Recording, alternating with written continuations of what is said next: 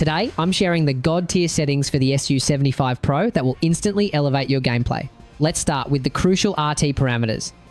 Set the actuation point to 0.3 millimeters. This value ensures your keys trigger faster than others. Set the release point to 0.01 millimeters, allowing commands to reset instantly when keys are released. This means instant stops, seamless turns, and buttery smooth operation. Now, let's talk about SOCD settings, a must-know technique among pros. Open the web app, navigate to the advanced key settings, and enter the SOCD function zone. For example, to configure instant AD stopping, first click key 1 and assign it to A, then click key 2 and assign it to D. For the behavior mode, make sure to select last override.